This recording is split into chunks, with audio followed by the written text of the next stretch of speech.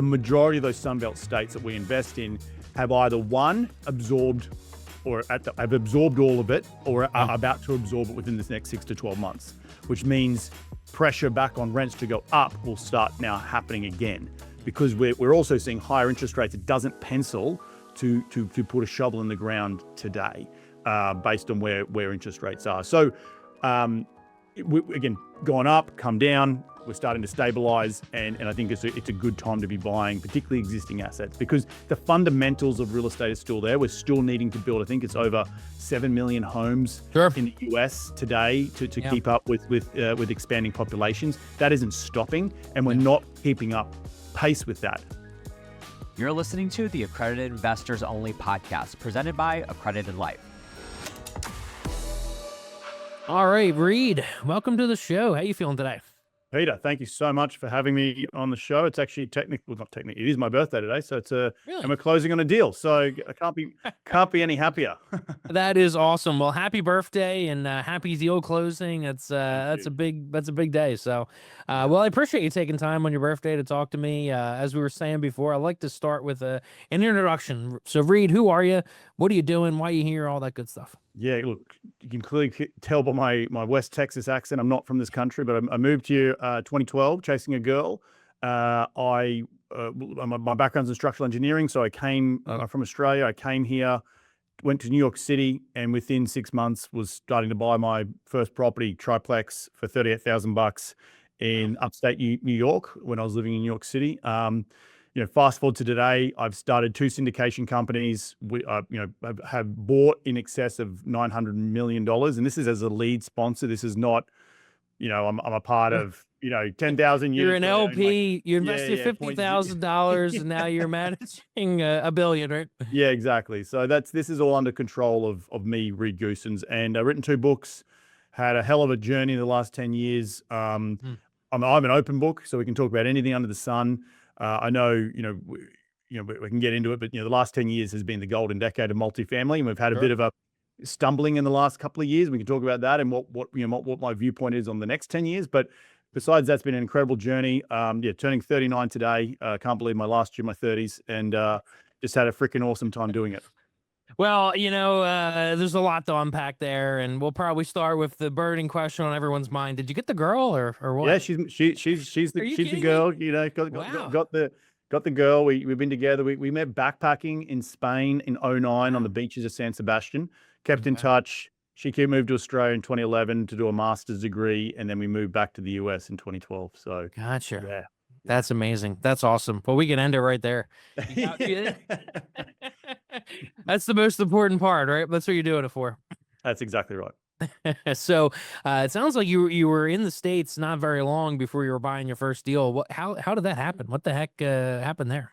Yeah, well, I'd already been bitten by the bug pre-moving to the US, and so coming back from the backpacking travels in 2008, 2009 was really like feeling a little bit, early 20s, like just being backpacking around the world. Was living in London for a period of time. I lived in the south of France, working on the super yachts, met this girl. Like, I was like, how do I just live my life better than just exchanging money for time? And, I picked up the book Rich Dad Poor Dad when I was 24 years of age. And that's helped sets the stage for wanting to invest in real estate. My background's in structural engineering, building physical things. Yeah. And, I started to attend events in Australia. They were nowhere near the scale at which, they are here in the US, but the journey had started. So when I did move to the US, it was like, okay, I need to get to a networking event. And, within 2 weeks being fresh off the boat, I was at a REIR event in New York City. Oh. And then from there, by the time the picking up a rich dad to sort of buying that first property, it's about 2.5 years of self-education. Okay. Like it wasn't, it wasn't just like, okay, he rocked up and boom, he's buying his first property, exactly. Like that. That's what I was picturing there. Yeah. It was like, okay, I'm ready. But it was like when I first got here, I had to sort of adjust to the US lingo and, LLCs and EINs and, I didn't have a credit score, like all these things that you just got to go through. Yeah. And I ended up buying the first property all cash for $30,000 or $38,000. And here I am, 27 syndications later, 10 years down the road or a little bit longer. Yeah, so it's been a hell of a ride. That's amazing. What were some of the big differences between, real estate back home in Australia versus real estate in the States? What was some of the learning hurdles, or just are things very different? Are mortgages Yeah, the same? I really have no idea.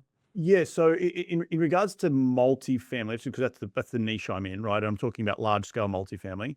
Mhm. Um, the US is the most. It's a very unique class to the United States. There's a little bit in Canada, but in terms of the Western world, I couldn't go back to Australia and buy 250 unit garden style apartment. It doesn't exist, right? Really? No, yeah. So it's think of the condo market. So think of New York or LA or Miami, where it's more beneficial or profitable to build condos than it is to build multifamily. Now, the other side of the coin is that we are a country with only 25, 27 million people. Mm.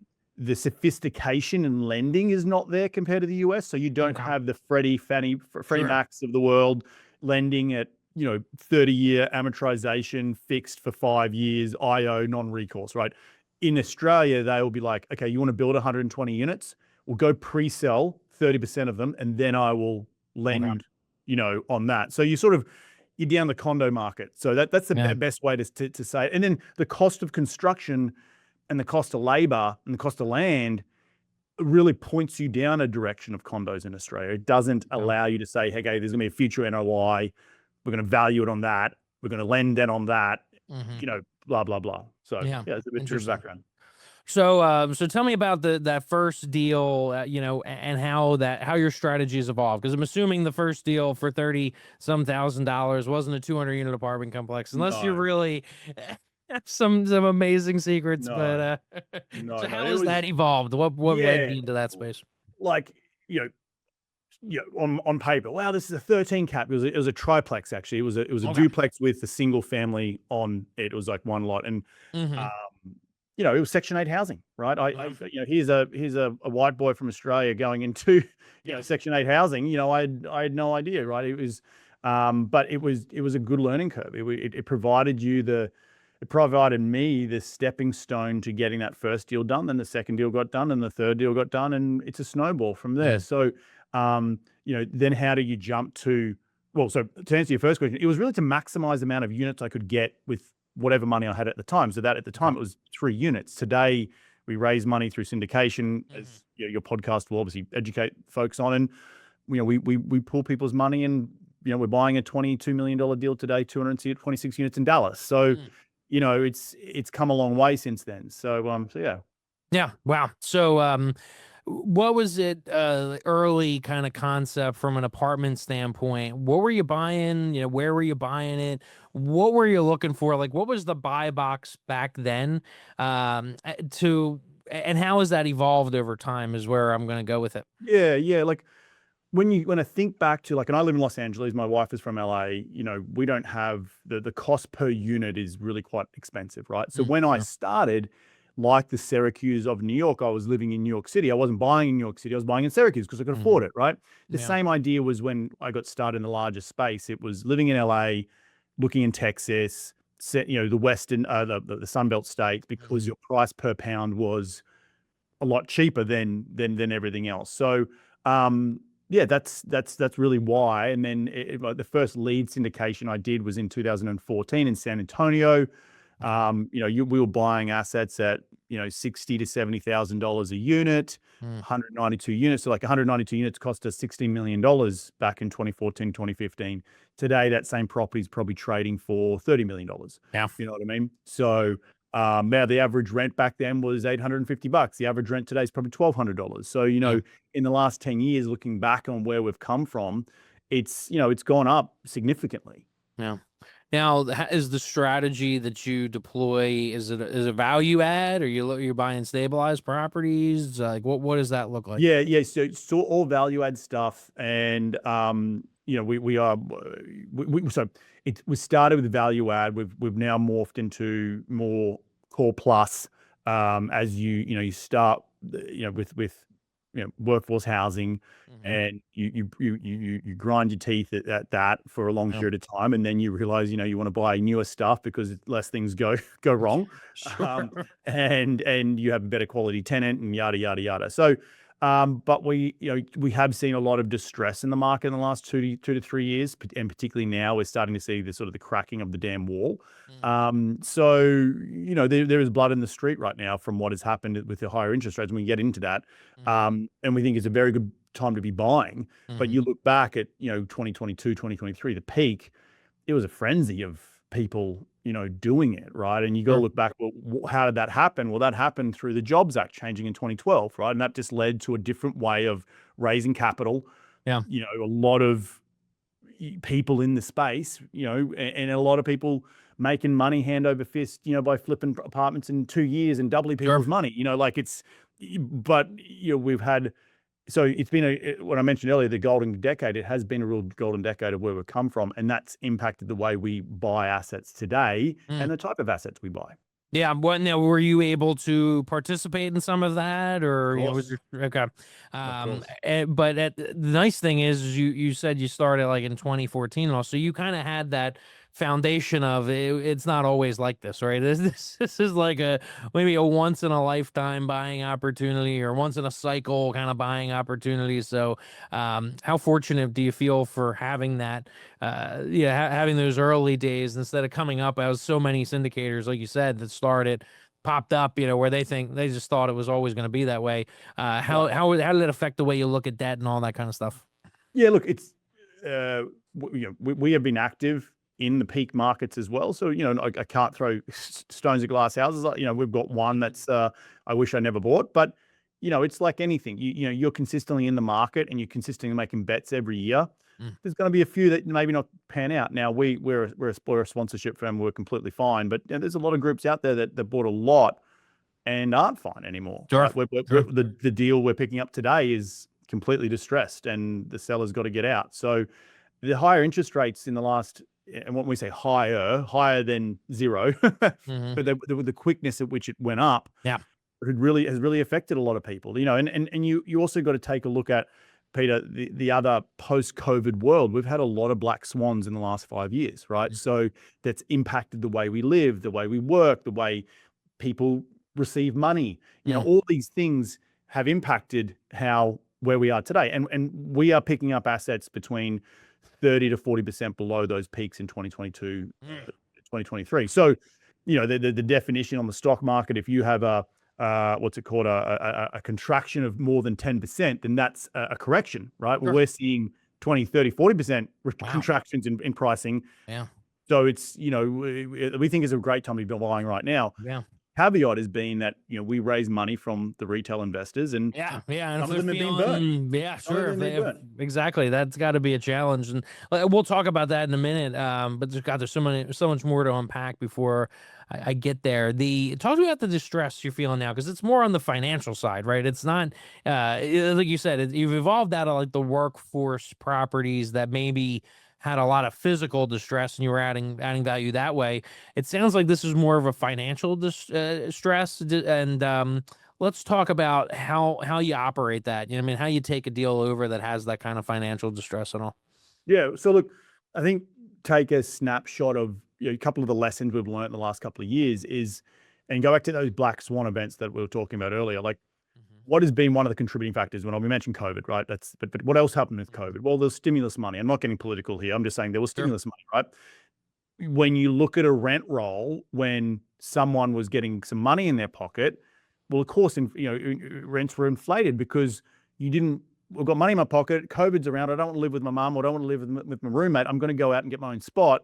Well, a 2-bedroom might be worth, I don't know, $1,600, $1,700, $1,800, right? And you make an investment decision on a rent roll at a snapshot in time, but then all of a sudden that stimulus dries up and those rents decline back to maybe where they should have always been, $1,400, $1,500. No, those are the types of lessons you learn from what's happened. So back to your question, how you manage that moving forward. There's a lot of ways in which we manage it. Delinquency control is really, really important, but understanding where the market has come and where we're going to. So we think we've also bottomed out in in terms of the rental drop that we've seen, and we think Sure. it's now starting to expand, particularly across those Phoenixes and the Austins of the world where we actually operate in, because it's been challenging, and but we've come out the other side, and I think the industry has come out the other side in general, and now it's about time getting back to work and starting to buy more deals. Yes, to talk about the oversupply, that's another black swan. It's not black swan, it's just another element you had to contend with, which impacted rents, right? So we talked about COVID, we talked about stimulus checks, which increased rents, right? And then now talk about new supply. That's another big issue. So, and why was there new supply? Well, low interest rates. Interest rates were close to zero. Housing was needed. A lot of supply hit the market. What does a lot of supply do when it hits the market? Rents drop. So, Sure. combination of supply and that stimulus drying up then meant rents cascaded over the last 2 to 3 years. We believe we're bottomed out right now. But if you look back at history, the same thing happened in the 70s, right? And what happened? Interest rates were relatively cheap at the time, where interest rates were. Yeah, relative. You build too quick. We then got to catch up. Oh crap! Yeah. There's no more building. Yeah. So we're just seeing similar things happen in history have happened today. So we believe, based on and we do a biannual state of the market, which is all on YouTube. You can go check it out. About the majority of those Sunbelt states that we invest in have either absorbed or have absorbed all of it, or are about to absorb it within this next 6 to 12 months, which means pressure back on rents to go up will start now happening again, because we're also seeing higher interest rates. It doesn't pencil to put a shovel in the ground today, based on where interest rates are. So again, gone up, come down. We're starting to stabilize, and I think it's a good time to be buying, particularly existing assets, because the fundamentals of real estate is still there. We're still needing to build. I think it's over 7 million homes in the US today to keep up with expanding populations. That isn't stopping, and we're not keeping up pace with that. The affordability issue, let's talk about that for a second, where eggs across the US are more expensive, petrol's up, the interest rates are high. So for either one, there's not a lot of trades happening on the single family, but two, the average cost to service a mortgage has gone up. So there's going to be less people buying and more people renting. So that imbalance still exists today and has continued to exist over the last 5 years, which we think the next 5 years are going to be a good period to be buying. And we actually think today is a very good period to be buying. It's just trying to get the confidence back in the market again. So yeah. Sure. No, that's a really good point. Have you felt the competition go up, or as it pulled back? Probably. I'm sure there was a peak maybe a little bit ago where you just see had everybody that, stayed at a Motel 6 that was, putting deals, putting offers in on multifamily and stuff like that. Right. That has to have peeled back, I would think, to some degree. Yeah. We work with a lot of co-GPs, and there's a lot of people who aren't in the market anymore, right? It's a tough business to have sustainability if you're constantly looking for deals and all of a sudden the deals dry up or deals go south, right? Yeah. So, saw a lot of educational courses come around over the past couple of years, because it was like, what else are you going to do? You got to keep the lights on. Some people have staffs on the acquisition side and, asset management side and things like that. So just trying to find creative ways to keep the lights on when maybe you went from doing, 3-4 deals a year to being lucky if you did one, So that's right. Yeah. So, so talk to me about like the investor confidence and things like that. Cause I've felt it, I don't know any investors for the most part that haven't gotten dings and dangs and bruises and full on, lost money in a multifamily deal over the last couple of years. So I think everybody has felt that in the market. It's a wave that's rippled out across all. I don't invest in multifamily. It's just a way, it's just rippled out across the retail investor. Yeah, exactly. Yeah. In commercial real estate space. Let's talk about it. What have you done personally in RSN to try to build back confidence and all that kind of stuff, and how have you been able, like you're closing a huge deal today? How have you been able to feel confident that you're going to be able to fund that and all? Well, confidence is one thing, right? I think historically RSN, and we're only ever on track to do 4 to 6 deals a year, right? Okay. That's sort of like one a quarter, maybe one with a quarter. So, and we try to keep to what we know we can raise. We've seen a lot more, we'll call it mid-tier family offices and institutional buyers starting to come back into the market, which we've partnered up with on some of our deals. And on the other side of the deals, we've got the savvy investors still looking to place capital. So when you can show data like one, discount to where the peak was, I think that's a huge, huge deal. And two, to like show, well, hey guys, we've been doing this for 10 years. When buying assets at like nearly the prices we were buying them 7 or 8 years ago. Yeah. That's like the data sort of doesn't, it's like, wow, okay. And then when the other side is, well, unfortunately this particular investor or group has, lost, and we don't wish anyone to lose any money. Like we're not in that game, but sure, it's a fact. And you got to like, people can smell the blood, right? And so the people who are around and have money to invest are continuing to invest, right?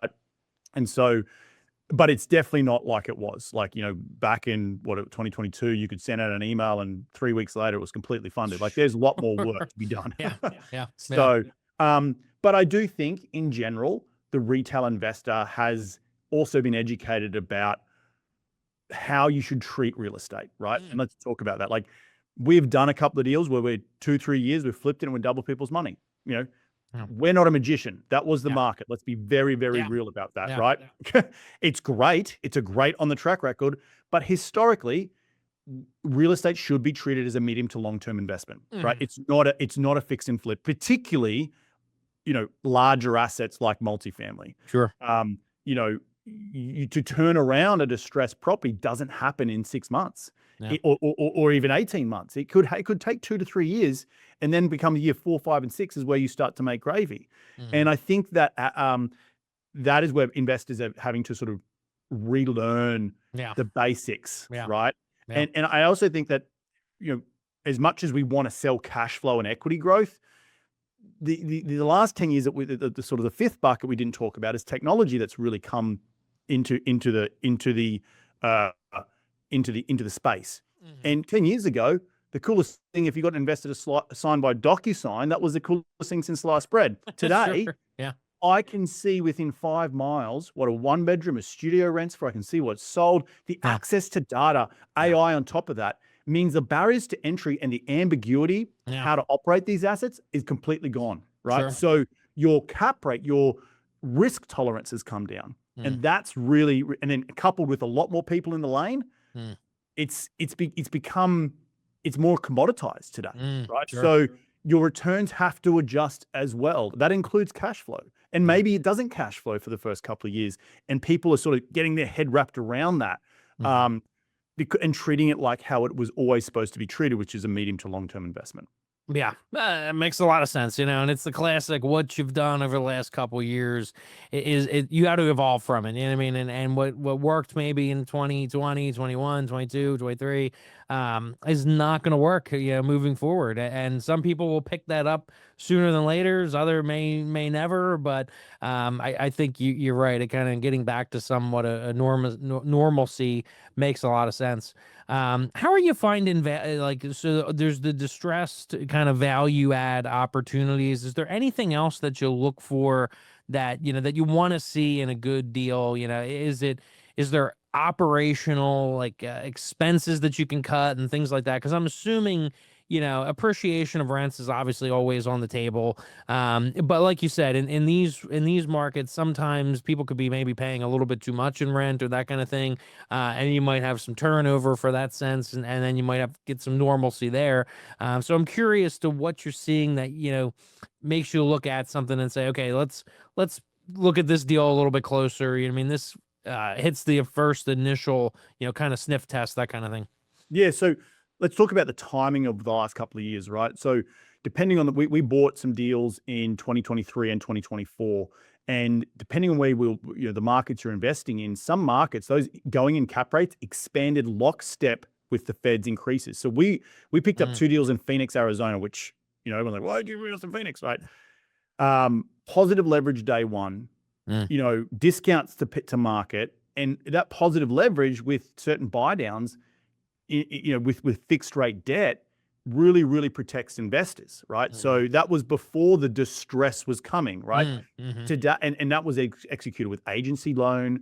It was just normal run of the mill as we did 10 years ago. Positive leverage, some sort of relatively modest growth, fixed debt.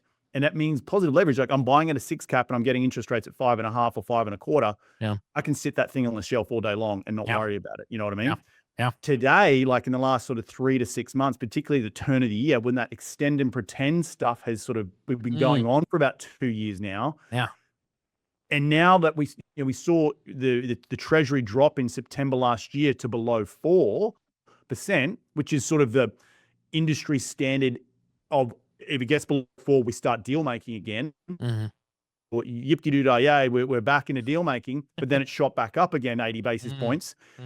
And now we're seeing, as I was at NMHC earlier in the year, a lot of that stuff is time's run out. No more extending, no more pretending. You got to sell. Enough's enough. Let's get the hell out of the deals. So now we're pivoting back to that distress, and deals don't qualify for agency because they might have too much bad debt, but the price per pound or the basis is just so attractive. So like we're executing today on a bridge debt. I vowed never to touch bridge debt again, but it's the time in the market at which we're at when we're buying certain assets. So the question's more complex than what am I looking for versus what is the market producing for me, right? So does that answer the question a little bit? I love that. I mean, I think that's such a great way of looking at it and a good mindset shift. It's not so much about, your current buy boxes, the market's kind of sell box, I guess. In a way. I mean, what does it have to present? How about the where? So where are you looking for deals like that? How do they come across? Is it bank relationships? Are they coming to you? Is it brokers? Is it direct to owners? What does all that look like? Yeah, so it's a mixture of both. We're doing a deal at the end of April in Gainesville, Georgia. So to answer them MSA particular, when we enter any MSA, we like to build up to 700 to 1,000 units to get economies of scale. So we've been in historically in Central Texas, Phoenix, the Carolinas. We just bought a deal late last year in Atlanta. We're buying another deal in Atlanta later this year. Again, a lot of distress in that particular market. Dallas is a market. It's been a knife fight to enter for the past 10 years. It's sort of ground zero for syndication and all the gurus and all that sort of stuff. And it's now like, but it's still got a lot of growth from a MSA perspective. But now like there's an opportunity to enter that market at a very discounted rate, we believe, compared to how good the fundamentals of that market are. So we're still hunting in our similar markets. And then back to sort of what's on the table. Well, the last 2 years, what was it? 80% of sales compared to 2022, like it dropped 80%. So there was just nothing to be had, right? You talk to the brokers, like, we got nothing on the books. We've got nothing on the books. I'm doing BOVs, but that's just to sort of have some ammunition to negotiate with the bank. But nothing, I can remember this time last year, I was touring a bunch of deals and you're like, oh, it's not even penciling at the debt number. And you're thinking, okay, this deal's going to come around. They did a whole marketing process. They got into best and final, and then it just disappeared. What happened, Mr. Broker? Oh, they used it to go back and get an extension for 2 years. Now, today, those extensions are running out, and I'm getting a lot more calls to say, hey, Reed, the bank just wants out. They want to get out at their basis plus fees. And I'm saying to the guys, I'm telling my head of acquisitions, pencils down. We've got too much on the table right now. So 2 years ago, it was we can't find enough deals. Today, it's like there's too much. Like if I had all the cash in the world, I would be going on a shopping spree. So yeah, it's here today. Yeah, no, and how long do you think that'll last? I mean, there'll be a correction. I think it will depend on that treasury, right? Like if the treasury does drop and we get another two cuts this year, it might save a lot. It might paper over a lot of cracks. Right? Yeah. So because back to that sort of 4% that I mentioned earlier, that's sort of deal trading territory. We're at 4 and change right now in the Fed. If we get into that with a 3 handle, your all-in rate on an agency is probably in the mid-5s. That's doable, right? So we actually have started to see some assets start to compress again in cap rates, particularly those newer core plus deals. Particularly in like a place like Dallas, where money's been sitting on the sideline for 2 years. They have to get it out the door.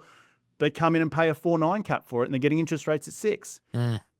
That's negative. That's negative leverage. But Yeah. go figure. Like I can't compete with that, but the big institutions can Sure. stomach that. Sure. So, it's just the time of the market. It's how we're doing. And then there's a lot of people running away from the 80s vintage product because they've seen the distress in, unfortunately, the blue collar workers have been hit the hardest Yeah. in this recent slowdown.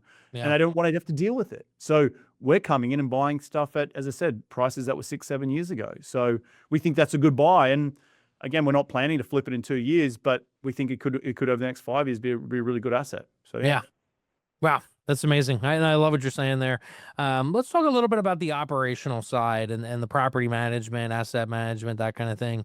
You made a comment there that when you enter an MSA, you want to see a path to 700, 800 doors. And I'm assuming that has to do with your justification of bringing in a full-time manager, that kind of thing. So it sounds like you're doing that part in-house. Am I right? And just how does that operate and all?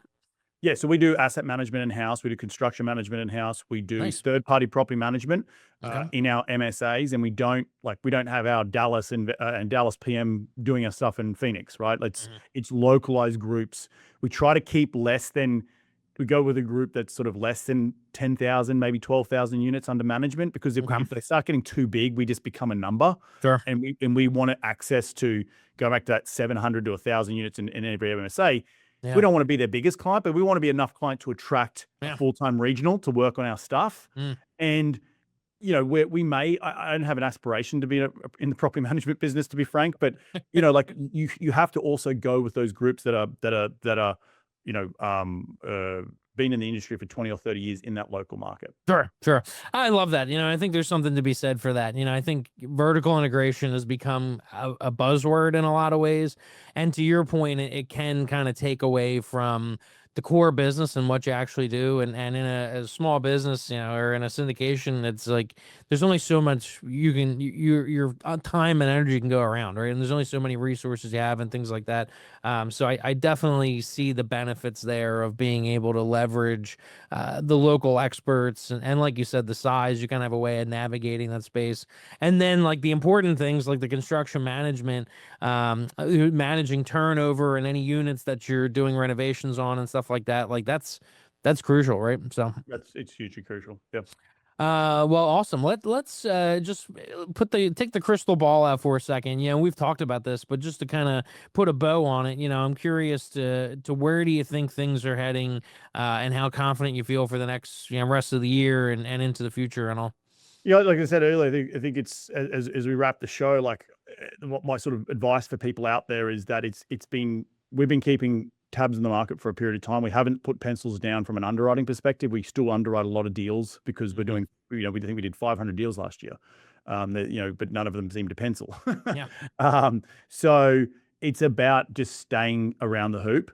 I think there's going to be good buying opportunities. We're presenting it right now. Again, we've got so much work on the table that we don't have enough equity for. So we're focusing more on equity relations and investor relations to raise more money. Because we do think today could be a very beneficial, buying opportunity. So, yeah. And you're seeing more of the deals that cross the table pencil out more so than they were a year ago or so. Correct. Yes. 100%. How has that pencil evolved? Has there been any key aspects you would say for kind of insight for them? And because a lot of these people like to do their own underwriting, what are you doing differently? You've got to look beyond just the going in cap rate, particularly on a distressed deal. If it's truly distressed, you've got to look at that basis play, right? So if you're buying an asset that is, let's just make it up, the peak was 150 grand a year, 150 grand a door, and you're picking up for sub $100 a door, 100K a door, and they put a bunch of money into it, and you can see stabilized rents, then you got to then take that into consideration, right? So can you get it back to, well, I don't, and the peak might be an anomaly. It might be just a data point that we'll look back in 10 years and go, well, that was a blip, but it's still a data point, right? Yeah. So I think those types of things matter. I think understanding a local market of what rents you can achieve, like coming into a market and be like, I'm going to get these rents. We're buying in our markets that we know really well because we've operated there, right? So then we can back into our underwriting and we can say that, like, this is good rent growth. So yeah. Awesome. Reed, how can people learn more about you and RSN and get involved? Look, easiest way is to go to www.rsnpropertygroup.com. You can follow me on LinkedIn as well, Reed Goossens. I'm on Instagram, all the social medias. And look, you can hit me up at reed@rsnpropertygroup.com if you're ever coming through Los Angeles and you want to grab a beer or grab lunch and talk shop. Awesome. Reed, thank you so much for being here. I appreciate your time. Pleasure, Peter, and we'll chat soon.